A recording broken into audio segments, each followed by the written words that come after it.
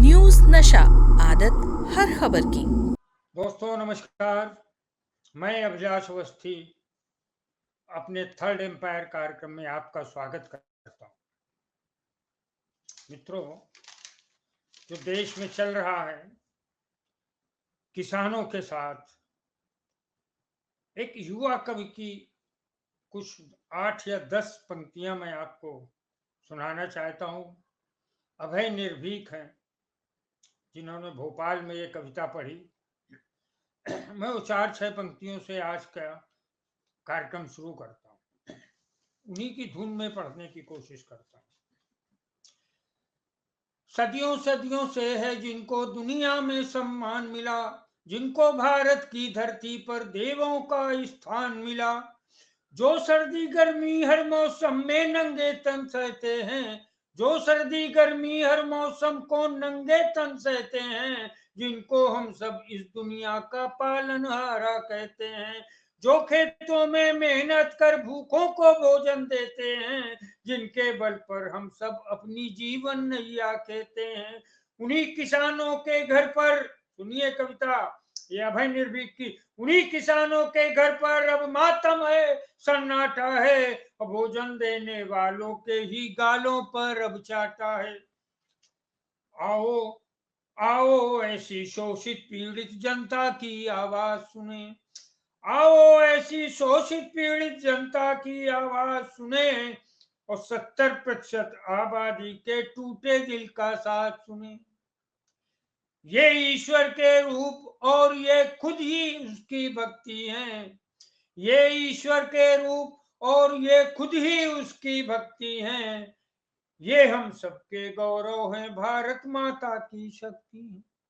ये एक बहुत युवा कवि अभय निर्भीक की पंक्तियां मुझे अब तक मिली, तो मैंने सोचा कि ये अपने श्रोताओं को शेयर करें।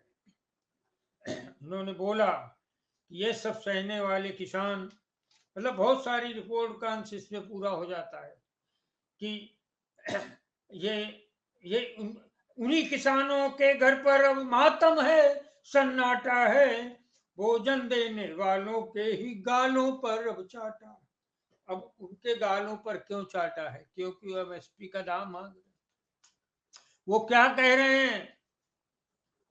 वो कह रहे हैं जो पिछली बार आपने वायदे किए थे उन्हें पूरा कर दीजिए मोदी जी, इतनी तो बात कर रहे हैं। वो कह रहे हैं जो टेनी ने, जो आपके मंत्री की औलाद ने जो किसानों को मारा, उस और एक पत्रकार के ऊपर गाड़ी चढ़ा दी, अरे उसमें कुछ न्याय दे दो हमें। यही तो कह रहे हैं। और क्या कह रहे हैं?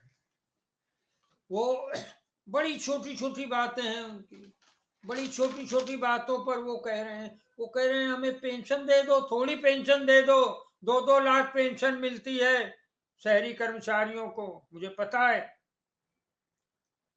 इस देश में किसानों और पत्रकारों दो ही को पेंशन नहीं मिलती, तो पेंशन की मांग करते हैं, अपनी सुरक्षा मांगते हैं टेनी ऐसे लोगों से। और वो कहते हैं जो मुकदमे आपने पिछले साल लगाए थे, आपने 13 महीने में, वो वापस कर लो। इतनी सी बात है ना। आप 15.5 लाख करोड़ कारपोरेट का कर्जा माफ कर देते हो, थोड़ा उनका भी कर्जा माफ कर दो। उनका तो बहुत कम कर्जा है। मुझे याद है सोनिया गांधी ने तो एक बजट में मनमोहन सिंह से कहा था, और वो पूरा उन्होंने किसानों के कर्जे माफ कर दिए। तो थोड़ा सा एमएसपी की गारंटी दे दो। किसान नेता कह रहे हैं उसमें सरकार का कुछ जा नहीं रहा है, लेकिन अभी आप 3,000 करोड़ की वल्लभ भाई पटेल की मूर्ति बना लेंगे, दुनिया में सबसे ऊंची कहलाने के लिए बनाइए, पटेल साहब को तो प्रणाम है। 15 लाख करोड़ रुपए का कारपोरेट का कर्जा माफ कर देंगे, तो करना चाहिए। आप आपके दोस्त हैं। 20,000 करोड़ की संसद, जबकि वो संसद वर्तमान में है, वो आप बना लेते हो, और अकेले जो कुछ मनाता है उसमें कुछ कर लेते हो, सेंगल वेंगल ले आते हो सब। 8,500 करोड़ की दो दो आपने विमान लिए हैं। अब एक जरूरत थी, दो क्यों ले लिए भाई, लेकिन ले लिए। ये 23 फसलों में एमएसपी की गारंटी, उसके लिए आपसे प्रार्थना कर रहे हैं, बहुत सारी चीजें कर रहे हैं, मगर आप और उसके लिए वो घर से चले हैं। आपने पिछली बार जिन चीजों का वादा किया था ना, पिछली बार आपने कहा था मोदी जी हमारी तपस्या में कमी रह गई है, तो अब वो तपस्या में कमी पूरी कर दीजिए।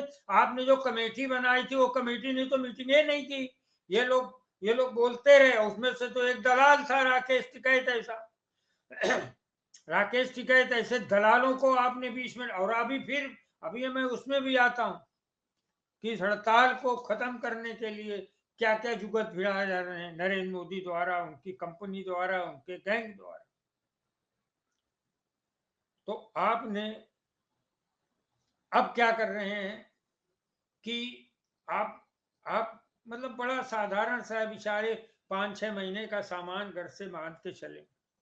वो होटलों में दिल्ली के खाना नहीं खा सकते, बड़ा महंगा खाना है, तो अपने घर से आटा लेके चले, अपने घर से स्टोव लेके चले, अपने घर से गुड़ बांध के चले हैं। इस सर्दी की रात में, जिसमें कवि नीरज गीतकार नीरज ने लिखा था, जाड़े की रात में खलिहान में एक किसान की पत्नी आती है और अपने पति को देखती है जाड़े में कांपते हुए खेतों पर काम करते हुए, तो यहाँ गले में पहनने वाला सुहाग का एक निशान होता, हसूली, हसूली बोलते हैं उसे। तब नीरज वहां लिखते हैं कि वो किसान पत्नी बोलती है, भावुक कर देती हैं ये पंक्तियां, कि हसूली बेच तो है फतू ही सी ले लो, मैं अपनी ये चांदी की हसूली बेच दूंगी, और तुम तो जाड़े में कांप रहे हो, तुम तो जाड़े में अन्न उपजा रहे हो, मैं तुम्हें इससे मुक्ति दिलाने के लिए तुम्हें अपनी हसूली बेच के तो फतू ही सिलाई दूं। तो ये जो सर्दी गर्मी हर मौसम कौन नंगे तन सहते हैं, जिनको हम सब इस दुनिया का पालनहारा कहते, सब ये मौसम सहते हैं।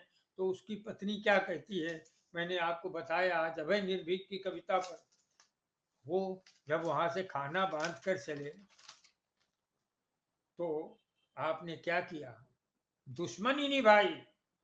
इतनी तो सेनाओं के साथ दुश्मनी नहीं होती है, ये तो मुगल काल में सुना था, बल्कि मुगल काल की अपनी मजबूरियां थी। आसपास खाइयां खोद देना किले के आसपास। आपने क्या किया, हरियाणा से दिल्ली आ रहे वो किसान जो जो जो कोने पे रोक कर स्टोव से जो है अपना 4 रोटी बनाते,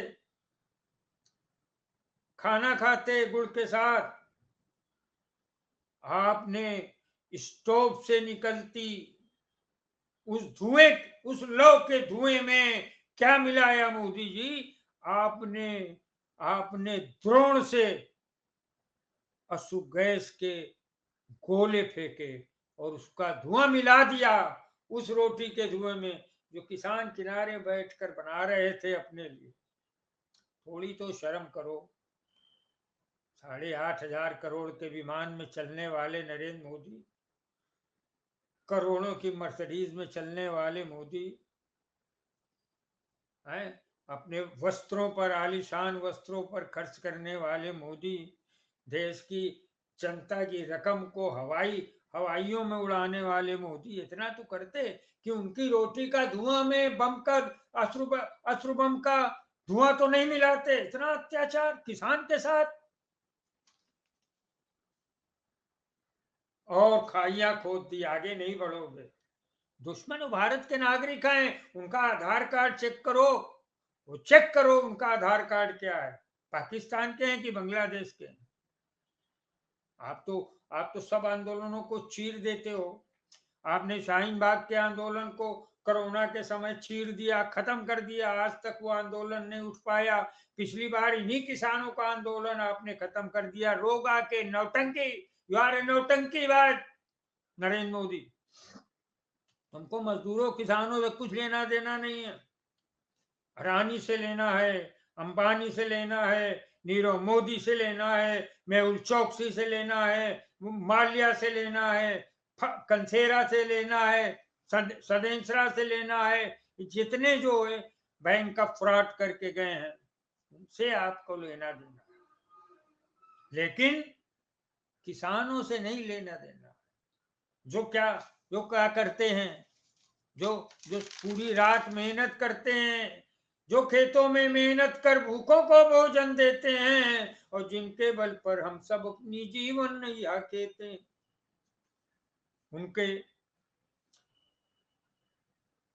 उनके साथ अत्याचारों का ये सिलसिला सिर्फ यही आपने नहीं खत्म किया। मोदी जी का आदेश देखिए, हरियाणा से दिल्ली जा रहे मार्गों के किनारे खाई खोद दो। खाई की मैं लंबाई चौड़ाई भी बताता हूं जरा। अभी 10 फीट गहरी और 15 फीट लंबी खाई खोद दी गई है। कुछ नहीं कर सकते आप, खाइयों में कूद जाइए, आपको रुकना पड़ेगा। और किसको तुम रोक रहे हो भैया? मोदी जी, किसको आप रोक रहे हैं? ये सब जाने वाले हैं दिल्ली, आप कुछ भी कर लो। उनके साथ 142 करोड़ लोगों की, आपके आपके लोगों को हटा दो। आपके लोग तो क्या कहते हैं उनको? खालिस्तानी। आपके लोग क्या कहते हैं? आतंकवादी। आपके लोग बोलते हैं कनाडा से। अरे भाई, क्या किसान के बच्चे आगे नहीं बढ़ सकते? किसान के 4 बच्चे हैं, एक अगर कनाडा चला गया, उसको पता चला कि मेरे पिताजी सर्दी में सुख सुकुड़ के बैठे हैं, डरा रहे हैं, धरने पे बैठे हैं अपनी अपनी माता अपनी धरती की रक्षा के लिए, तो अगर वो कनाडा से आते हैं अपने पिताजी के पास उनके पांव दबाने, उनकी सेवा करने, तो कनाडा का पैसा लगा है। ये चित्रा त्रिपाठी घटिया औरत, ये अंजना ओम कश्यप 2 टके की पत्रकार, तुम लोगों ने जो है इस ढंग से बदनाम किया किसानों को। तुम्हारे बाप के बाप के बाप सब किसान ही रहे हैं, जाके देखो। और होंगे आगे। खाइयां खोदने पर बोलो ना, सीमेंट की दीवारें, खाइयों से काम नहीं चला तो सीमेंट की दीवारें। आप जाओ नहीं, दिल्ली नहीं जाओ, दिल्ली मेरे बाप का है। खाइयां, दीवारें, इससे भी आपका जी नहीं भरा नरेंद्र मोदी जी, तो आपने कीले गाड़ दी। कीले भी कुछ ऐसी नहीं है कि हाथ ऊंची कीले, वो कीले गाड़ दी। अब नहीं, अब कैसे जाओगे किसानों? फिर भी किसान चलते रहे। उस पर भी उन्होंने क्या किया, हरियाणा के खट्टर साहब ने क्या किया कि बसों और ट्रकों की चेसिस पुरानी जो पड़ी थी, फट फट फट फट निकलवाई। ऑर्डर दिया खट्टर साहब ने, और वो जाके सड़कों पर बिछा दी। सड़क पर पुराने बसों ट्रकों की चेसिस डाल दी, अवरोध पैदा किया। फिर भी आप वो नहीं माने। फिर आपने क्या किया, जींद में किसानों पर लाठी चार्ज किया। दिल्ली आने के 10 मार्ग हैं, 10 बॉर्डर हैं, मुझे पता है बहुत अच्छे से। मैं दिल्ली, ज्यादातर तो मैं दिल्ली ही रहता हूँ। 10 मार्गों में 5 मार्ग तो आपने बंद कर दिए पूरी तरीके से। 18,000 जवान तैनात किए। 18,000 जवान तैनात किए, पुलिस कांस्टेबल नहीं है, सीआईएसएफ के लोग हैं और बीएसएफ के जवान हैं, दिल्ली पुलिस है, रैपिड एक्शन फोर्स है। क्यों भैया, क्या दुश्मन आए हैं क्या? वो भारत के नागरिक नहीं है? 18,000 जवान तैनात किए, बीएसएफ के भी। हर बॉर्डर पर उन्होंने 7 लेयर सिक्योरिटी बनाई।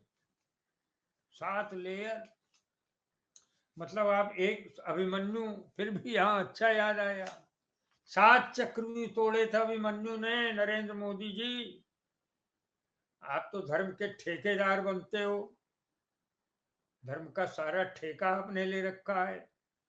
आप क्या संस्कृत पढ़ते हो हम लोगों ने देख लिया है? आप A+B² भी आपका सुन चुके हैं, आपका ज्ञान हमें पता है कितना है। आपकी पॉलिटिकल इंटायर कौन सी है सब्जेक्ट साइंस, वो भी हमें लोग को पता है। ये सारी चीजें तो एक साथ खुलेंगी ना जब आप मई में दूसरी सरकार शपथ ले। 7 लेयर सिक्योरिटी है आपकी, आपकी 6 लेयर है, आपने 7 लेयर सिक्योरिटी लगाई है। सिंधु गाजीपुर टिकरी चिल्ला बॉर्डर पर देखिए आप सुरक्षा कर, मेरे मित्र लोग पत्रकार मित्रों ने वहां से सब वीडियो मुझे भेजे। यानी राम मंदिर में कंगना रनावत का स्वागत कर रहे हैं मोदी जी। आप बड़ा स्पेशल इनविटेशन भेजे कंगना को, हैं? वो ऐसे उछल उछल के नारे लगा रही है। कैटरीना कैफ को बुलाया, अमिताभ बच्चन को बुलाया। अमिताभ बच्चन क्या है, ये वही है जिसने उत्तर प्रदेश में जमीन खरीदी थी, झूठा किसान बन के अपना दावा पेश किया। सारे फ्रॉड तो आप इकट्ठा कर लेते हो ना। वो ठीक है सुपरस्टार होगा या क्या होगा, लेकिन उसने जो किया है वो किसानों के नाम पर फ्रॉड किया इस देश में, वो फाइल निकलवाओ ना।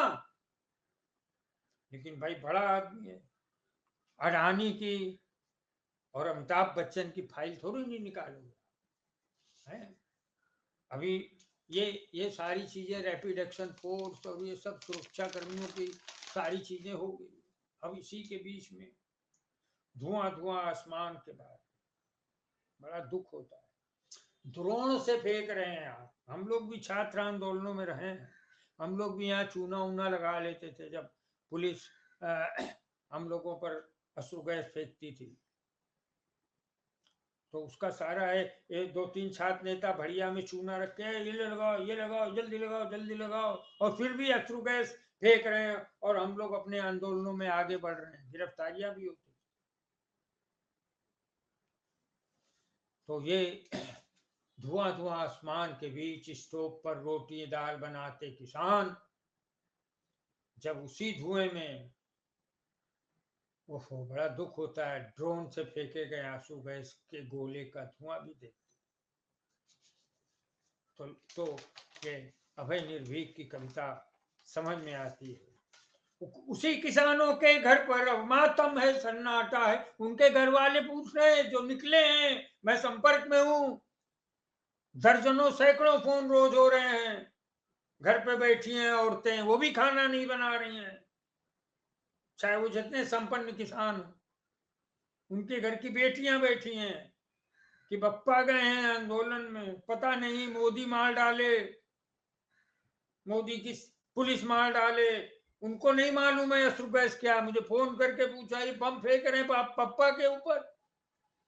तो हमने कहा नहीं वो आंसू उसमें आएगा, आंसू का है कि लिए क्या, उनको बताना पड़ा उनके घर की बेटियों को, उनके घर की औरतों को। इतनी जल्लादगिरी है कि वो किसान है, उनके उनके उन्हीं किसानों के घर पर अब मातम है सन्नाटा है, अब भोजन देने वालों के ही गालों पर अब चांटा है। आपने काफी अच्छा काम किया, हम सबको मार पीट के एक तरफ मत आओ दिल्ली। मैं अपने आखिरी पक्ष की ओर बढ़ रहा हूं। मोदी जी ने क्या कर रखा है, अभी आखिरी इनका हिस्सा क्या, मैं अपनी भावुकता को थोड़ा सा कम करना चाहता हूं, लेकिन चूंकि मैंने भी किसान मजदूर के घर से आता हूं, मुझे भी पता है बहुत सारी चीजें। राम मंदिर, मोदी जी राम का मंदिर जो है उससे ज्यादा बड़ा है एक किसान। राम मंदिर में आप हजारों करोड़ खर्च करते, बल्कि आपके तो संगठनों के लोगों ने सोने की ईंटें निकल ली, जो विदेश से आए थे सोने के बिस्कुट निकल लिए, जो विदेश से राम के मुकुट आए थे, जो विदेश से झूले आए थे सोने के, वो सब पिघला पिघला के आप लोगों ने, आपके दलालों ने, आपके विश्व हिंदू परिषद जैसे लोगों ने पिघला के खा डाला। देश की जनता ने कुछ नहीं कहा। राम मंदिर, और आप आपको आपको खुन्नस है कि राम मंदिर के लिए लोग नहीं निकल रहे। राम मंदिर में लोग राम की पूजा करेंगे कि आपकी करेंगे? आप अपनी करवाना चाहते हो क्या? राम की पूजा पहले भी लोग घरों में करते थे, आज भी घरों पे कर रहे। मोदी जी किसानों का राहत कर कार्य करने की जगह अब वो 4-5 एंगल ढूंढ रहे हैं कि कैसे कैसे खत्म की जाए हड़ताल। पिछली बार उन्हें राकेश टिकैत जैसा दलाल मिल गया था। उनके पिताजी महेंद्र सिंह टिकैत, जिन्होंने पूरे दुनिया में इज्जत बनाई थी, वो दोनों भाइयों ने, राकेश टिकैत, नरेश टिकैत ने थोड़े से नोट पानी लेके और कर लिया, खेल कर लिया, बिक गए मोदी के हाथ। ये उन्हीं के लोग बोल रहे हैं। अभी वो राकेश टिकैत ढूंढ रहे हैं। आओ दलालों आओ, किसानों के 40 संगठन हैं, कुछ 17 अभी सक्रिय हैं, जिन्होंने 16 तारीख को दिल्ली बंद, भारत बंद का आह्वान किया है। मोदी जी, अब आपको तो कोई फर्क नहीं पड़ता भारत बंद। अरे आपने जैसे 200 लाख करोड़ उधार ले लिया है, भारत के खोपड़ी पे मर दिया है कि अगली सरकारें चुकाएंगी। हम तो विमान में घूम लें, हम तो अमिताभ बच्चन, कटरीना कैफ, कंगना रनौत को हवाई जहाजों से मंदिर की सैर करा लें। राम मंदिर की सैर कराते हो इन लोगों को, और ड्रोन से बम फेंकते हो आंसू गैस का किसानों पर। वाह वाह मोदी जी वाह, किसी का ये डायलॉग है। शर्म भी होती है इनको कोई चीज। आप देखते हो चौधरी चरण सिंह को, चौधरी चरण सिंह का जीवन देखा था? नहीं देखा? देख लेते जरा। चौधरी चरण सिंह ने किसानों के लिए, वो किसान के नेता थे, वो उसी की वजह से प्रधानमंत्री तक पहुंचे। एक तरफ तो आप किसानों के नेता पूर्व प्रधानमंत्री चौधरी चरण सिंह को भारत रत्न देते हो, और और और और आप कृषि वैज्ञानिक स्वामीनाथन को भारत रत्न देते हो, और दूसरे ही हाथ से, one handed and on the other hand, आप क्या करते हो कि किसानों को रौंद देते हो। वाह, क्या क्या डबल फेसेस है, मैन इन डबल फेसेस। आप पे तो कथा लिखी जाएगी, मोदी इन मैनी फेसेस, बहुत से। और आप तो डबल फेस में, एक तरफ यार किसानों को आप दे दिए, किसान नेता को भारत रत्न, स्वामीनाथन, कृषि विज्ञान, और दूसरी तरफ किसानों का ये हाल, खाइयां खोद रहे हो, कीले गाड़ रहे हो, हाँ, दीवारें उठा रहे हो। ये किसान है भैया, ये पाकिस्तान और बांग्लादेश के वो नहीं है। ऊपर से आपकी मीनाक्षी लेखी टाइप की वो जो है आपके मंत्री, घटिया लोग जो बोलते हैं आतंकवादी हैं, खालिस्तानी हैं, ये हैं वो हैं। अब नए टपोरी आ गए हैं आपके पास, जयंत चौधरी, ये नया टपोरी है आपका, किसानों का दुश्मन। पश्चिम उत्तर प्रदेश में अब की इसको पैर रखने की जगह नहीं मिलेगी, खुद तो राज्यसभा में है। एक चुनाव लड़कर देख ले, एक बगल का किसान का लड़का इनको चुनाव हरा देगा। अब मोदी जी क्या सोच रहे हैं कि जयंत चौधरी, पहला तो इन्होंने लगा दी ड्यूटी ये मोदी मीडिया के भाड़ेदारों की, भाड़े से, भड़ुआ वैसे बोलते हैं जो भाड़े से काम करे, इसकी हिंदी मुझे भी आती है। धार्मिक पत्रिका में भारती जी का शिष्य रहा हूं। तो ये भड़ुए हैं जो आपके बैठे हैं टीवी चैनलों पर। अरुण पुरी भी भड़ुआ ही है, आज में बैठा है जो। रजत शर्मा नंबर भड़ुआ 2, एक भड़ुए की तो हालत खराब हुई सुभाष चंद्रा की। तो सारे भड़ुओं ने अपनी टीम लगा रखी है कि किसानों को बदनाम करो। वाह वाह वाह, किसानों को बदनाम करो, खालिस्तानी बोलो। वो चित्रा त्रिपाठी 2 टके की, उसको ग्रामर नहीं आती है। हाँ, वो बताती है कि इसमें देश का अरे कितना नुकसान होगा। तो देश की ठेकेदार है क्या? तेरा पति क्या करता है मालूम है देश की जनता को कि तू कहां से आ रही है? तेरे पति की पोल खोलूं अभी यहीं पर? बड़ी ज्ञानवान और बड़ी वो मत बनाकर, देश की चिंता खाली तुझे ही नहीं है। तेरी एक तन तेरी एक तनख्वाह रुक जाएगी ना तो तू चली जाएगी अपनी मांग करने। उनका वर्षों बरस से बहुत कुछ रुका हुआ है।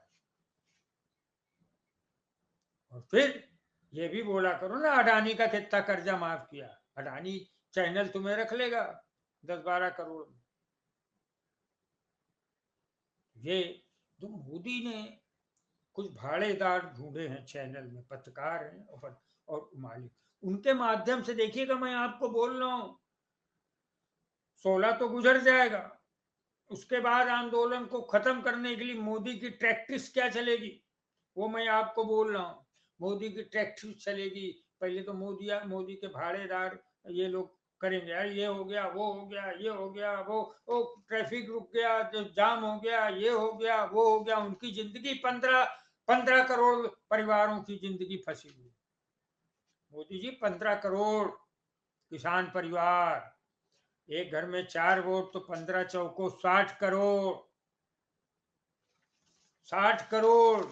वो जो अबे मैं जिसकी कविता आपको बार बार सुना रहा हूं, और सुन लीजिए उसने क्या लिखा है।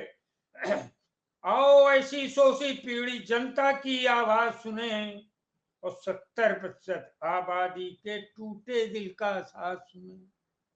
70% आबादी है। 2024 में तो आपके परखच्चे उड़ जाएंगे बनारस से ही। अभी आप घूमे रहो अबू धाबी, मंदिर वंदिर दिखाना बंद करो, ये सब हिंदू हैं। अब ये सब, हाँ एक चीज और मैं आपको बोलना चाहता हूँ, ये इनका जो पहला तो इन्होंने कुछ टपोरी लगाए हैं मीडिया के। दूसरा, जयंत चौधरी और राकेश टिकैत जैसे दलाल अब सक्रिय हो रहे हैं। देखा मैंने अभी अभी कुछ प्रेस कॉन्फ्रेंस हो रही हैं, बीच में फोड़ फाड़ करने की चार से। ये सब किसान नेता जो मोदी जी की दलाली करने के लिए बीच में आने वाले हैं, वो सुन लें, ये चुनाव का मौसम है। इस चुनाव के मौसम में आप बीच में दलाली मत करो, वरना आप किसी काबिल नहीं रह जाओगे, किसान का का भी नहीं बोल पाओगे। तीसरा, मोदी जी क्या करने वाले हैं, पंजाब और हरियाणा के बीच में विवाद पैदा करें, क्योंकि ये डाइवर्सिफाई करते हैं। ये जो है मुद्दे से ध्यान हटाने, ये मोदी जी की बड़ी पुरानी राजनीति है, मुद्दे पर ध्यान, मुद्दे से ध्यान हटाने। तो ये पंजाब और हरियाणा में थोड़ा याद दिला दूं, मुझे अचानक याद आ गया, किसान आंदोलन की ही देन कौन कौन है जिनका भविष्य खराब हुआ, उसमें एक अमरिंदर सिंह भी। अमरिंदर सिंह को मोदी ने पटा लिया। वो हालांकि मुख्यमंत्री थे कांग्रेस के, मगर उनको पटा लिया था इन्होंने, मोदी ने। मोदी पटाने में बहुत होशियार। अशोक चौहान को पटा लिया। अब क्या करोगे, 70 साल में राज्यसभा लो, 6 साल सेवा करो। तो राज्यसभा बांटते हैं, आरपीएन सिंह को राज्यसभा बांट दी, 6 साल सेवा करो। उसके बाद क्या करोगे? तुम्हारे घर ईडी नहीं जाएगी क्या? अशोक चौहान क्या ईडी अब नहीं जाएगी क्या? मई के 2 महीने के बाद ईडी भूल जाइए आप कि नरेंद्र मोदी की हैट्रिक हो रही है। नरेंद्र मोदी 150 के नीचे ही रहने वाले हैं 2024 के चुनाव में। और ये जो और 15 करोड़ परिवार जुट गए ना, आपकी लुगदी बना के रख देंगे। राजनीतिक लुगदी की बात कर रहा हूं। इसमें पंजाब के भगवंत मान को जो है समझना है कि एक चीज ध्यान रखिए, किसान एकता का मतलब इंडिया अलायंस की भी एकता है। अगर आप इंडिया अलायंस की एकता को तोड़ते हैं, तो जिस ढंग से अमरिंदर सिंह जैसा सशक्त चीफ मिनिस्टर को किसानों ने लथिया के बाहर कर दिया, राजनीति से बाहर चले गए मोदी जी ने, वैसे भगवंत मान आपकी भी हालत होने वाली है। आप ये सोचें कि आप बच जाएंगे। मोदी मोदी किसी को बख्शते नहीं है। जो उनके साथ आया ऐसा कोई सगा नहीं जिसको मैंने ठगा नहीं। हम नारायण राणे को टिकट नहीं दिया, जैसी सूचना है अभी पूरी फाइनल लिस्ट हो जाए तो। तो ये 3 विवाद ये मोदी तलाश रहे हैं। मोदी मीडिया भाड़ेदार जयंत चौधरी और राकेश टिकैत जैसे दलाल जो आंदोलन तुड़वा सकें। तीसरा, पंजाब हरियाणा के बीच विवाद को इतना गहरा दो। अब देखिए इंटरनेट बंद है, हरियाणा का इंटरनेट बंद होता है तो पंजाब का भी बंद होता है। हरियाणा में इतने बवाल किए जा रहे हैं, बॉर्डर ही है ना दोनों। अब कब तक पंजाब इसको बचाएगा, इस आग को?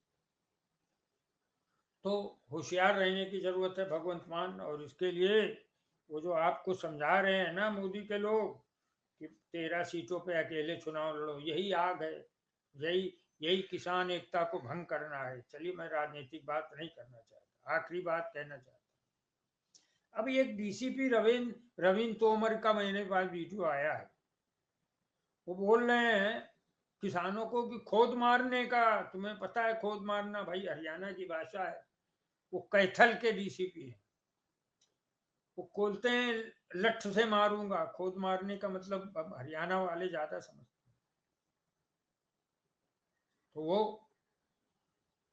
डीसीपी रात रात भर ये गांव में घूम रहे हैं, हरियाणा के, उत्तर प्रदेश के। पंजाब में तो घुसने की हिम्मत शायद नहीं है। आसपास के ये जीप से अनाउंसमेंट कर रहे हैं कि मत जाओ 16 को, मत जाओ दिल्ली, घर ही पे रहो वरना ये कर देंगे वो कर देंगे। भैया ये क्या है? ये स्वतंत्रता संग्राम सेनानी जब छुप जाते थे, हमारे बुजुर्गों ने बताया कि जब स्वतंत्रता संग्राम सेनानी किसी मोहल्ले में जाके छुप जाते थे तो अंग्रेजों की गाड़ियां आती थी, चंथे घर आ जाओ, तुम जहां हो बाहर निकलो वरना ये कर देंगे वो कर देंगे। भगत सिंह वैसे ही आवाज लगाते हैं, किसानों घर पे ही रहो, दिल्ली मत जाओ। रात में तो 2:30 बजे वो किसान से बोलो, उनको सर्दी गर्मी सबसे वो सहते हुए पेट भरते हैं। भगवान का रूप दिया गया है। भगवान कहा है, भगवान इन्हें कहा है। मैं फिर लौटता हूं अभय निर्भीक की कविता पर। ये ईश्वर के रूप और ये खुद ही इसकी भक्ति है, ये हम सबके गौरव हैं, भारत माता की शक्ति है। मैं कविता का मर्म समझता हूं। मेरी कलम की यात्रा कविता से ही प्रारंभ हुई। तो आज मैं अभय निर्भीक की कविता के बहाने मैंने कोशिश किया, और अंतिम एंगल बहुत सावधान है, मैं कहना चाहता हूँ, इसको समझ लीजिए। अभी मैंने किसी का वीडियो देखा, वो शायद पुष्पेन चौधरी, ये सब जो है ना, ये दिख रहे हैं ना टीवी पे आके किसान नेता, इनमें कितने बिकाऊ हैं, किसके घर में मोदी का पैसा पहुंचा है, कौन बिक जाएगा? किसान भाइयों समझ लेना, इन्हीं के बीच में करोड़ों अरबों वाले हैं। तो एक लास्ट एंगल जो है वो मैं कहना चाहता हूं, और वो एंगल है कि हिंदू मुस्लिम मतलब दंगा कराना। अब ये तो मैं नहीं कह सकता, लेकिन इसके पीछे यही है। इन्होंने शाहीन बाग क्यों क्यों बंद कर खत्म हो गया आंदोलन? क्योंकि उन्होंने कोरोना का बहाना जाए, टेंट उठाड़ दो, ये उठाड़ दो, वो उठाड़ दो। अब ये बीच में मुस्लिम किसानों को भेजेंगे। हिंदू किसान मुस्लिम किसान सब पूज्य हैं, सबके आगे सर झुकाया जाना चाहिए, मगर कुछ नकली दाढ़ी वाले भी किसान भेजेंगे ये, और फिर कुछ ऐसा गड़बड़ कराएंगे। फिर अरुण पुरी और रजत शर्मा के भड़ुए बैठे ही हैं, वो बता देंगे अरे मुसलमानों ने ये कर दिया, किसान आंदोलन में घुस गए और किसान आंदोलन चौपट कर दिया। कहीं में पाकिस्तान का हाथ तो नहीं है, कहीं बांग्लादेश के जो है उनका घुसपैठियों का हाथ तो नहीं है। ये इनका पुराना चंटगिरी है, जो आखिरी साल है। 16 तो निपट जाने देंगे, 16 के बाद जो होगा उसमें जो प्रमुख है यही है कि जयंत चौधरी राकेश टिकैत जैसे दलाल को सक्रिय नहीं होने से रोकना है, पंजाब हरियाणा के बीच विवाद को रोकना है। भगवंत मान को चाहिए कि वहां के सारे दल भाजपा को और भाजपा को छोड़कर अकाली को भी साथ लेना चाहिए। उन्होंने, मुझे याद है, उनकी की पत्नी ने मोदी से बहुत कहा था 3 कानून आने के पहले, मैं प्रशंसा करता हूँ उस लड़की की। उसने कहा था काली कि देखिए आप मोदी जी समझ नहीं रहे, हम आपका साथ नहीं दे सकते। वो किसान परस्त लोग हैं भाई। किसान, पूरे पंजाब में किसान का विरोध करके कोई जी नहीं सकते। उसने भाषण भी दिया था और उसने तुरंत जाकर समर्थन वापस ले लिया था एनडीए सरकार से, याद है। मगर एनडीए, मोदी जी के पास तो बहुत लोग थे। बहुमत जब होता है, मोदी जी किसी को नहीं पूछते हैं। सुन लो नीतीश कुमार, सुन लो जयंत चौधरी, सुन लो अनुप्रिया पटेल। जब मोदी जी का काम पूरा हो जाता है ना, तो दूध से मक्खी ही नहीं होता, वो मक्खी तो निकालते ही उसके पंख अंख भी नोच के फेंक देते। मोदी जी इस प्रकार से दुश्मन को नष्ट करते हैं। और अच्छा है, दुश्मन यूं ही नष्ट किया जाना चाहिए। वेदों में भी कुछ चीजें लिखी हुई हैं। तो ये मुस्लिम एंगल से हम लोग को डरना है, बचना है। और मैं फिर आपसे और उन किसानों के साथ हूँ। मैं भी भारत का निवासी हूँ। मैं भी खेत खलिहान में, मेरा बचपन भी काफ़ी बीता है, जवानी भी बीती है। अभी भी जब जाता हूँ कानपुर तो खेत खलिहान जाता ही हूँ। और तो ये मुस्लिम है, हिंदू मुस्लिम एंगल से बचना होगा। और मोदी जी को, कि मोदी जी क्यों आप परेशान हैं? अरे आप दे दीजिए ना वो जो मांगते हैं, पेंशन दे दीजिए। छोड़िए अडानी फडानी को, भाड़ में जाए अडानी, हो गया ना उसको। उसे कहो देश छोड़ के चला जाए, जितना ले लिया उतना लेके चला जाए, उसकी 10-20 पीढ़ी पल जाएंगी। अरे उन किसानों को तो दो ना। आप कहते हैं आपके पिताजी चाय बेचते थे, ये मजदूर और किसानों का आंदोलन है। तो अगर आप अपने पिताजी को मजदूरों की श्रेणी में नहीं रखना चाहते हैं, तो दूसरे उन्हें चाय विक्रेता के रूप में तो जान सकते हैं ना। तो आज तो उनके पक्ष का है, मजदूरों के पक्ष का है, किसानों के पक्ष का है। पेंशन मांग रहे हैं तो क्या बुरा कर रहे हैं? आज मत पता है आपको कि किसानों के बच्चे, हर किसानों ने देखा है ना। आप बहुत, मैं अंत में बोलना चाहता हूं कुछ जो मुझे याद आ रहा है। आप ऐसा किसान के बच्चों को बेइज्जत करते हो जब ये कहते हो कि 80 करोड़ लोगों को हम फ्री भोजन देते हैं, तो किसान का बच्चा तड़प जाता है, मेरे बाप की जमीन और मुझे, मैं देश का पेट भरता है मेरा बाप दिन रात, और उसके लिए वो जलालत सहता है कि तुमको हम फ्री का राशन दे रहे हैं। ये इसमें किसान शामिल है।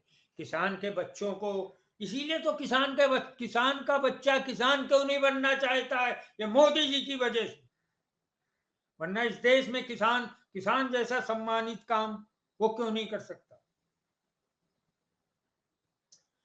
लेकिन तुमने किसानों को अपमानित किया है नरेंद्र मोदी। ये मुल्क तुम्हें क्षमा नहीं करेगा, और 2 महीने और बाकी। आप किसानों को, बच्चों को घर में, आप उनको उनको उनको भी आप बाहर एक नौकरी दीजिए। आप तो नौकरी देखो ही नहीं, आप तो सब बेच बेच के सर कारपोरेट को दे रहे हो। SCL, ONGC, फला फला सब दे दिया ना, बेच डाला। तो तो कृपया मेरी आपसे आपसे यही निवेदन है कि किसानों के बच्चों का ख्याल करें। वो बड़ा तड़पता है, वो बोलता है कि हमारी खेती है, हमारे पिता, हमारे बप्पा, हमारे पिताजी, कक्का, ये लोग मेहनत करते हैं, उसके बाद उन्हें फसलों का दाम नहीं मिलता सही। फिर मोदी जी कहते हैं तुम्हें हराम का तो हम दे रहे हैं 80 करोड़ लोगों को खाना। तो बच्चा तड़पता है कि आज हमारे पास नौकरी होती तो हम मोदी जी की ये नहीं सुनते कि तुम हम 80 करोड़ को भोजन देते हैं। मित्रों, ये बहुत ही बस 4 लाइनें जहाँ से शुरू की थी वहीं से मैं अपनी बात खत्म कर रहा हूँ। अभय निर्भीक जहाँ भी हो आप, आपका बहुत बहुत आभार। आपकी कब की लिखी कविता कब काम आती है। यही होता साहित्य, यही होता सृजन। सदियों सदियों से है जिनको दुनिया में सम्मान मिला, और जिनको भारत की धरती पर देवों का स्थान मिला। भगवान माना, और आप राम मंदिर में हजारों करोड़ खर्च कर रहे हैं, हजारों करोड़, और उसमें कितना घोटाला हुआ है वो तो आप कभी बताओगे नहीं। जिनको भारत की धरती पर देवों का स्थान मिला, उन्हीं किसानों के घर पर अब मातम है, सन्नाटा है, और भोजन देने वालों के ही गालों पर अब छांटा है। इन पंक्तियों के साथ मैं अभिलाष अवस्थी अपने थर्ड एम्पायर कार्यक्रम से आपसे विदा लेता हूं। नमस्कार। और आप हमसे जुड़े रहने के लिए सब्सक्राइब करें YouTube पर, फॉलो करें ट्विटर पर और लाइक करें Facebook पर। और ज्यादा जानकारी के लिए आपको टाइप करना होगा सिर्फ न्यूज़ नशा।